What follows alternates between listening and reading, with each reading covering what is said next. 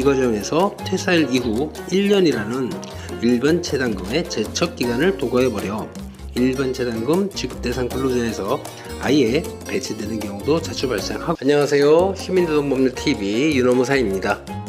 지난번 영상에서 임금 체불이 발생하는 경우 소액체당금을 통해 총 체불금품 중 1000만원까지 국가로부터 지급받을 수 있는 소액체당금 제도에 대해서 알아보았는데,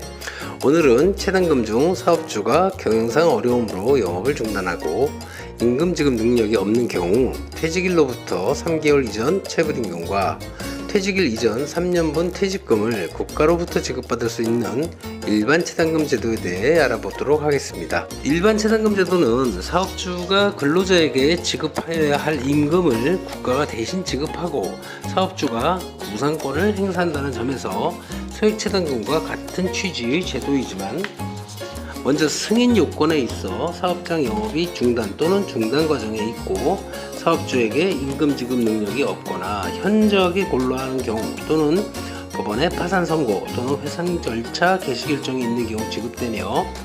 절차적으로 법원의 종국 판결 없이 고용노동청 심사를 통해 지급되며 지급 금액이 소액체당금에 비해 더 많다는 점에서 소액체당금과 구별된다 하겠습니다. 먼저 저번 영상에서도 언급한 내용이지만, 통상 근로자들이 체당금을 진행하는 경우에 먼저 고용노동청에 임금체불 진정을 하고 조사를 통해 체불금품을 확정받고 법률구조공단에 소송 의뢰를 하여 종국 판결을 받은 후 근로복지공단으로부터 소액체당금을 지급받고 나서야 일반 체당금을 생각하는 경우가 많다는 말씀을 드렸습니다. 그런데 이 경우에 소액체당금을 진행하는 과정에서 상당한 기간이 흐르게 되고, 이 과정에서 퇴사일 이후 1년이라는 일반 체당금의 제척기간을 도과해버려 일반 체당금 지급 대상 근로자에서 아예 배제되는 경우도 자주 발생하고, 절차적으로 일반 체당금과 소액 체당금은 동시에 진행하더라도 아무런 문제될 것이 없기에, 따라서 임금체불 진정 단계에 이미 사업장 영업이 중단되거나 중단 과정에 있는 상황이라면 일반 체당금 절차를 진행함과 동시에 법원에 소송을 제기하여 소액 체당금 절차를 진행하는 것이 현명하다고 할 수 있겠습니다. 자, 그렇다면 일반 체당금을 진행하기 위한 요건을 살펴보면 크게 형식적 요건과 실질적 요건으로 나눌 수 있겠는데요. 일반 체당금 중 사실상 도산에 의한 체당금 진행의 형식적 요건은 먼저 선제보험 당연적용 사업장으로 선제보험 당연적용 사업장이 된 이후 6월 이상 당해사업을 수행하였으며 사업장 상시근로자 수 300인 이하일 것이라는 조건이 있습니다.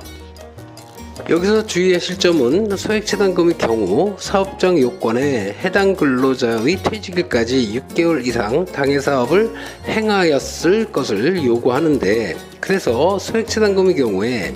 같은 사업장 소속 근로자라 하더라도 가령 사업을 시작한 지 얼마 되지 않은 사업장에서 임금체불이 발생하는 경우 체당금 청구 근로자의 퇴사일에 따라 어떤 근로자는 체당금이 지급되는데 어떤 근로자는 지급되지 않은 상황이 발생할 수 있다는 점입니다. 이런 내용을 이해하고 있는 근로자라면 퇴사 시점 기준 6개월 기준에 맞춰 퇴사 시기를 정해야 하겠죠. 다음으로 일반 체당금 승인의 실질적 요건입니다. 일반 체당금 신청이 승인되기 위하여는 당해사업이 폐지되었거나 또는 폐지 과정에 있어야 하고, 사업장에서 임금 등을 지급할 능력이 없거나 임금 등의 지급이 현저히 곤란한 경우로 인정되어야 합니다. 먼저 사업이 폐지되었거나 또는 폐지 과정에 있어야 한다는 것은 그 사업의 생산 또는 영업활동이 중단된 상태에서 주된 업무시설이 압류 또는 가압류되거나 채무 변제를 위하여 양도된 경우, 또는 그 사업에 대한 인허가, 등록 등이 취소되거나 말소된 경우, 또는 그 사업의 주된 생산 또는 영업활동이 1개월 이상 중단된 경우를 할 수 있는데, 여기서 흔히들 폐업신고 여부를 많이 문의하십니다. 그런데 국세청 폐업신고는 사업이 중단되었다 인정할 수 있는 여러 요소 중 하나는 될 수 있어도 그 자체로 사업 중단을 인정받을 수 있는 충분 조건이라 할 수 없으며, 사업이 폐지 과정에 있으면 인정될 수 있다는 것은 현재 완전히 폐지된 상태가 아니라 하더라도 사업 폐지 절차 과정 중이라면 도산 등 사실인정 신청이 승인될 수 있다는 뜻이라 하겠습니다. 다음으로 임금 등을 지급할 능력이 없거나 임금 등의 지급이 현저히 곤란한 경우로 인정되는 사유를 살펴보면 도산 등 사실 인정은 현재 1개월 이상 사업주의 소재를 알 수 없는 경우나 사업주의 재산을 환가하거나 회수하는데 도산 등 사실 인정 신청일로부터 3개월 이상 걸릴 것으로 인정되는 경우, 또는 사업주가 도산 등 사실 인정을 신청한 근로자에게 금품 청산기일이 지난 날로부터 3개월 이내에 임금 등을 지급하지 못한 경우 등이 있을 수 있겠습니다. 그래서 어떤 경우에는 사업주가 임금 체불 후 근로자에게 체불 사실은 확인해주고 잠적해버리면 오히려 도산 승인에 더 유리한 경우도 간혹 볼 수 있습니다. 자, 이렇게 오늘은 일반 채당금 중 사실상 도산을 중심으로 그 형식적 실질적 승인 요건에 대하여 살펴보았는데요.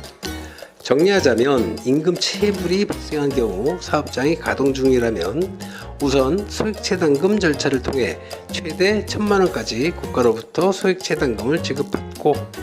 만약 당해 사업장에 대한 법원의 파산 선고 또는 회생 절차 개시 결정이 있는 경우나 사업장 영업이 중단 또는 중단 과정에 있고 사업주에게 임금 지급 능력이 없거나 현저히 곤란한 경우라면 재판상 도산 또는 사실상 도산 신청에 의한 일반 재단금을 통해 밀린 임금의 일부를 국가로부터 지급받을 수 있다는 것입니다. 자, 오늘 영상은 여기까지 하도록 하겠습니다. 여러분 감사합니다.